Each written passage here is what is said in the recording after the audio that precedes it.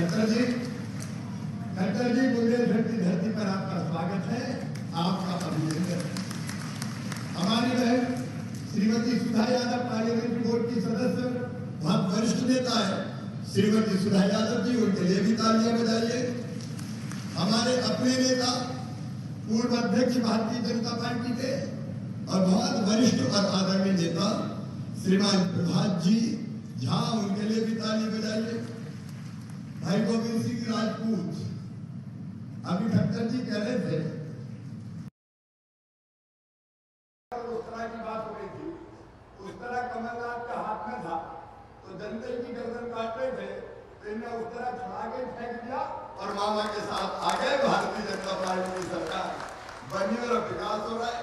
हमारे कर्मठ मंत्री भाई गोविंद सिंह राजपूत जी, जिलाध्यक्ष हमारे गौरव जी, भाई राजेंद्र सिंह मोकलपुर जी निगम मंडल के अध्यक्ष, हीरा सिंह जी जिला पंचायत के अध्यक्ष, अभिलाष जी, अब क्योंकि समय कम है और मुझे दूसरी सभा में भी जाना है, इसलिए आदरणीय मंच और सुर्खी में यहाँ उपस्थित मेरी बहनों, आज काजल तीजा है, इसके बाद भी आप यहाँ सभा में बैठी है। मेरी लाडली बहनों, प्यारे भाइयों, भांजियों और भांजियों, आप सबको दोनों हाथ जोड़ के राम राम, आप सबको प्रणाम। सुर्खी आज बहुत दिन हो गए, राहत जब हम पहले आ गए चुनाव में भी आए, लेकिन सुर्खी कई सालों से आना नहीं हुआ था, इसलिए मेरी बड़ी इच्छा थी कि सुर्खी आप सबसे आके मिलूं। आपकी भी इच्छा थी कि नहीं मुझसे मिलने की? और इसलिए अरे यात्रा तो एक बहाना था, सुर्खी वालों हमें तो आपसे मिलने आना था। मेरे बहनों और भाई, जरा ईमानदारी से बता दें, दिल पे हाथ रख के, जितने विकास के काम भारतीय जनता पार्टी की सरकार ने किए, कभी कांग्रेस ने किए थे क्या? जोर से बताओ बहनों, तुम भी बताओ, किए थे क्या? इतनी सड़कें कांग्रेस ने बनवाई थी क्या? पानी हो, बिजली हो, सड़क हो, विकास हो। और अभी अभी गोविंद कह रहे थे गोविंद तो वो एक चीज रहेगी, मांगू तो क्या मांगू, तो लेके रह गए सुर्खी में कॉलेज। गोविंद सिंह जी, हम कोई कमलनाथ थोड़ी यार जो रोते रहेंगे पैसे नहीं है मेरे पास, पैसे नहीं है, मैं क्या करूं? 1.25 साल कमलनाथ मुख्यमंत्री रहे, रोते ही रहे, पैसे ही नहीं है, मामा खजाना खाली कर गया, पैसे ही नहीं है। देखो मेरे बहन और भाई, मामा के पास पैसे की कोई कमी नहीं है। इसलिए सुर्खी में कॉलेज खोला जाएगा, निश्चित रहो, ये भारतीय जनता पार्टी की सरकार, ये भारतीय जनता पार्टी की सरकार। विकास के काम गिराऊंगा तो आधी रात हो जाएगी। एक तरफ विकास के काम और दूसरी तरफ प्राणों से प्यारी जनता का कल्याण।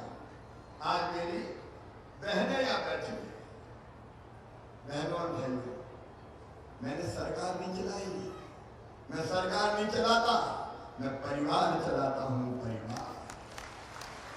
आप बताओ मैं मुख्यमंत्री लगता हूँ कि भैया? अरे जोर से बताओ तो भैया हूं। और भांजे भांजियों तुम्हारा ये अपना परिवार है।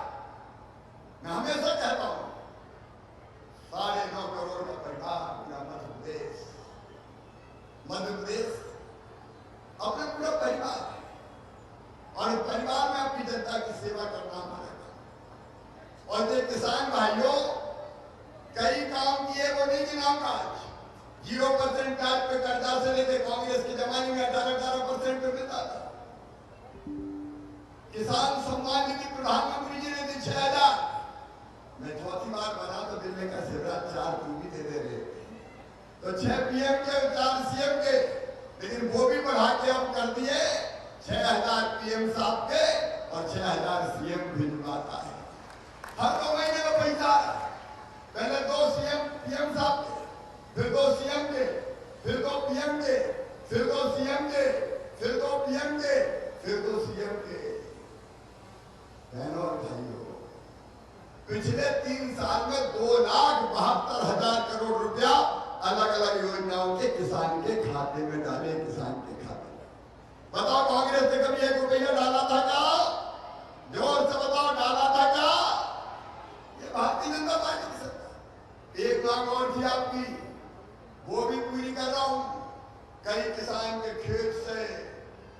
आने के लिए खंभे बहुत दूर पड़ रहे थे और बिजली का जाना महंगा था। और इसलिए हमने योजना बनाई थी पिछले टर्म में, ट्रांसफार्मर रखने के लिए अपने खेत में अनुदान की योजना, ट्रांसफार्मर के अनुदान की योजना कमलनाथ जी ने बंद कर दी। लेकिन अब कल से मैं उस योजना को भी चालू कर रहा हूं। ट्रांसफार्मर अगर अनुदान से लगवाना है तो कल से आवेदन भरिए, आपके खेत में ट्रांसफार्मर लगवाएगा। पूरे प्रदेश की सूची धरती को अगर सींचने का काम प्रारंभ किया तो भारतीय जनता पार्टी की सरकार ने किया।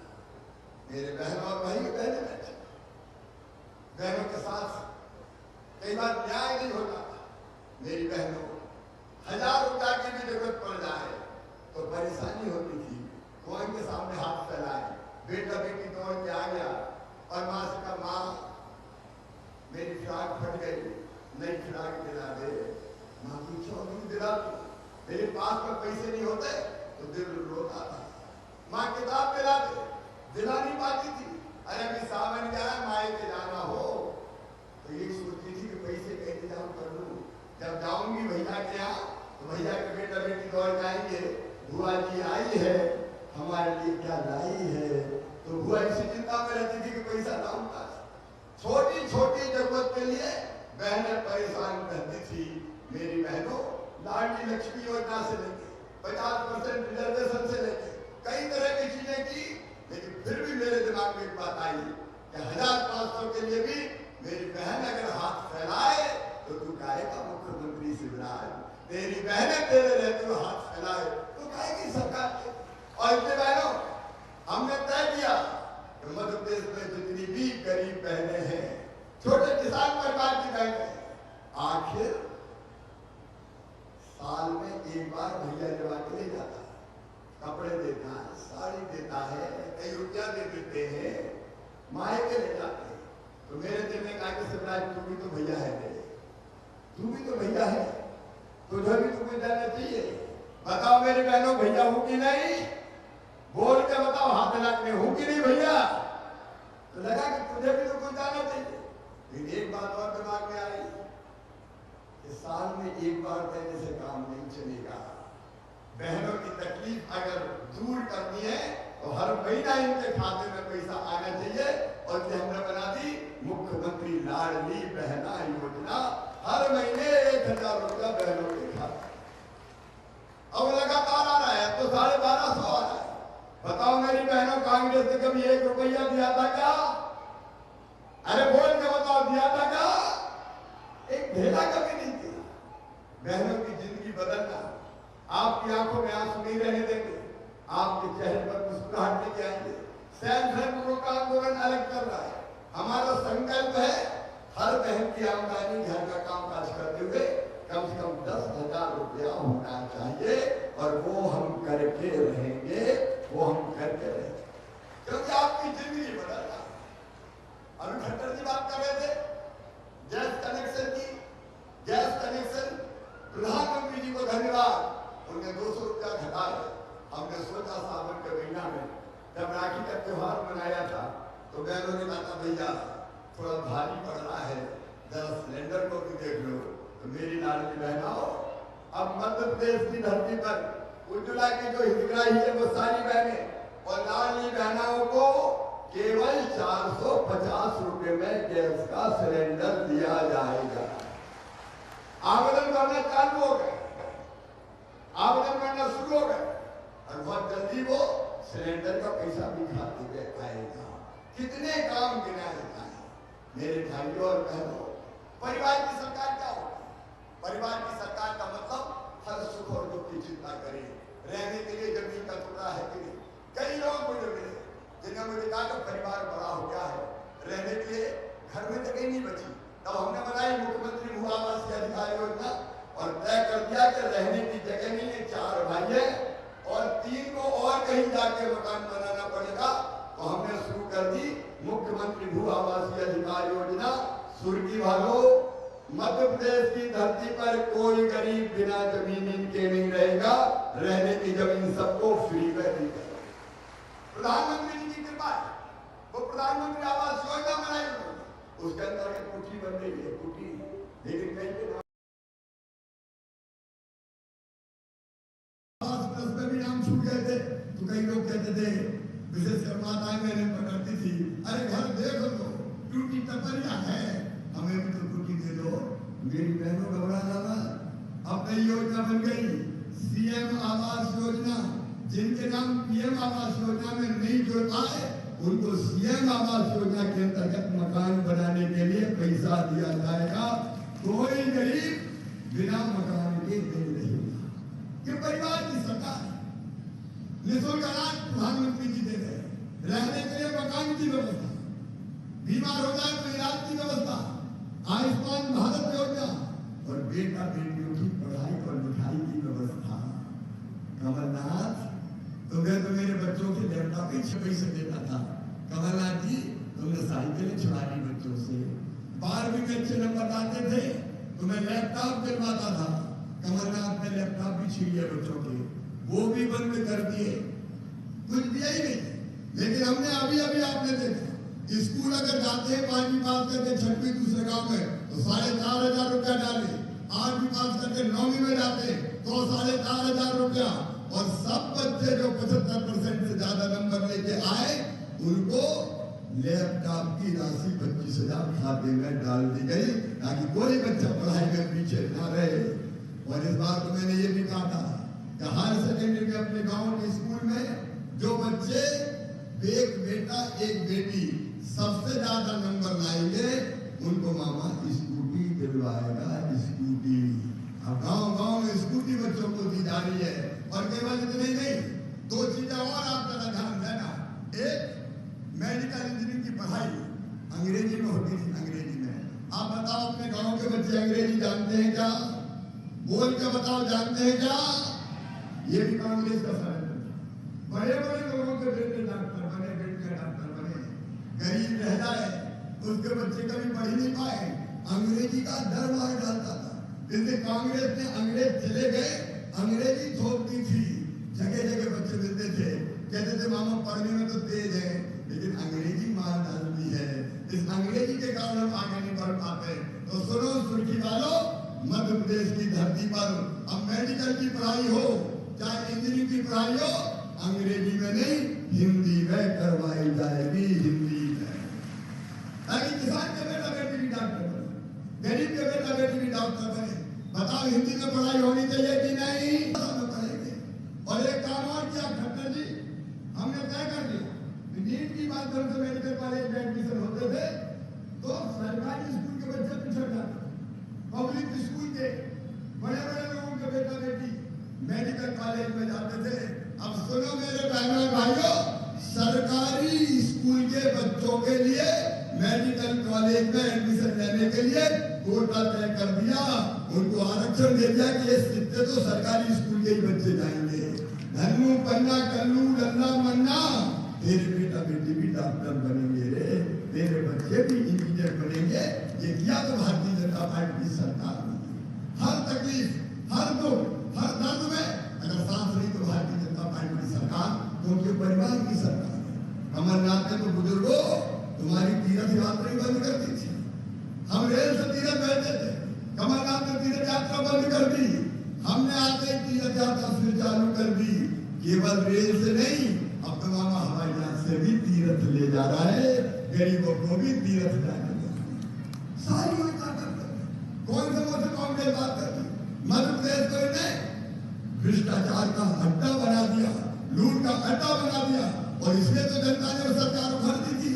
और गोविंद सिंह राजपूत जैसे हमारे साथी को आपने 40-40 हजार वोटों से चुनाव जिता के भेजा था, ताकि कांग्रेस का काम न हो। और इसलिए मैं आज आपसे आशीर्वाद मांगने आया हूं। बात तो बहुत है, देखिए एक गठबंधन बन गया, नाम रख दिया इंडिया। अरे कोई नाम रखने से इंडिया हो जाओगे क्या तुम? हिंदी गठबंधन, और गठबंधन में कैसे कैसे लोग शामिल है। एक कहते हैं कि ये सनातन धर्म, ये तो डेंगू है, मलेरिया है, इसको खत्म कर देना चाहिए। मैं आप सब पूछता हूं मेरे बहनों और भाइयों, इस कांग्रेस के गठबंधन ने सनातन धर्म का अपमान किया है। आपसे मैं पूछ रहा हूं कि अपना सनातन धर्म जिसका न कोई आदि है न कोई अंत है, वर्षों से चला आ रहा है, इस सनातन धर्म का अपमान सहन करोगे क्या? ऐसे नहीं, जोर से बताओ, सनातन धर्म का अपमान सहन करोगे क्या? हमारी आस्था पे जोर करो, हमारे धर्म में हमला कर रहे। याद रखना मेरी बहनों, ये कांग्रेस अगर आ गई तो बिंदी और चूड़ी पहनना भी मुश्किल कर देगी। भजन नहीं होंगे, रामायण पाठ नहीं होंगे, गीता नहीं होगी, गणेश उत्सव नहीं होगा। ये कैसी हिंदी है? ये कैसी हिंदी है? ये कैसी कांग्रेस है? मैडम सोनिया गांधी, जवाब देना पड़ेगा तुम्हें। क्या तुम इस सनातन धर्म को खत्म करना चाहती हो? राहुल गांधी को जवाब देना पड़ेगा। और नहीं तो मैं मध्य प्रदेश की जनता को अपील और आह्वान करता हूँ, उठा के फेंक दो कांग्रेस को। हमारे धर्म का अपमान करने वाली पार्टी हम किसी भी कीमत में बर्दाश्त नहीं करेंगे। कांग्रेस और जो मैं निवेदन करने आया, वो कांग्रेस जो पीएम किसान योजना बंद कर दे, वो कांग्रेस जो सीएम किसान योजना बंद कर दे। बताओ, उस कांग्रेस को सरकार में आना चाहिए क्या? इधर कहना भी बताओ, पीछे वाले भी जोर से, उस कांग्रेस को सत्ता में आना चाहिए क्या? ऐसा सबक सिखाओ कि जिंदगी भर कांग्रेस उठ नहीं पाए। ऐसी पार्टी का सफाया करो बहनों भाइयों, और आशीर्वाद दो प्रधानमंत्री नरेंद्र मोदी जी को, आशीर्वाद दो भारतीय जनता पार्टी को, आशीर्वाद दो आपके मामा और भैया को। फिर एक बार भारतीय जनता पार्टी को भारी बहुमत से विजय बनाओ। और पिछली बार सुर्खी में आपने जिताया था 40,000 वोट से, ये 41,000 ये 41 का आंकड़ा ठीक नहीं है भाई। इस बार कम से कम 51,000 पार करके जिताओ। बोलिए, सब जिताएंगे? अरे जोर से बोलो, भारतीय जनता पार्टी को जिताएंगे? कमल के फूल की बटन दबाएंगे? तो आइए मेरे साथ संकल्प लीजिए कि कहीं कांग्रेस नहीं रहेगी, जड़ से खत्म कर देंगे कांग्रेस को और भारतीय जनता पार्टी को जिताएंगे, कमल के फूल की बटन दबाएंगे। बोलिए, सब तैयार हो? उठाइए दोनों हाथ, बांधिए दोनों मुट्ठी और मेरे साथ भारत माता की जय बोल के खड़े होकर संकल्प हो जाए। संकल्प तो खड़े रह के होता है। संकल्प ले कि कांग्रेस को जड़ से खत्म करेंगे, भारतीय जनता पार्टी की फिर सरकार बनाएंगे। उठाइए दोनों हाथ, बांधिए दोनों मुट्ठी और भारत माता की जय बोल के भारतीय जनता पार्टी को जिताने का संकल्प लें। बोले, भारत माता की, भारत माता की।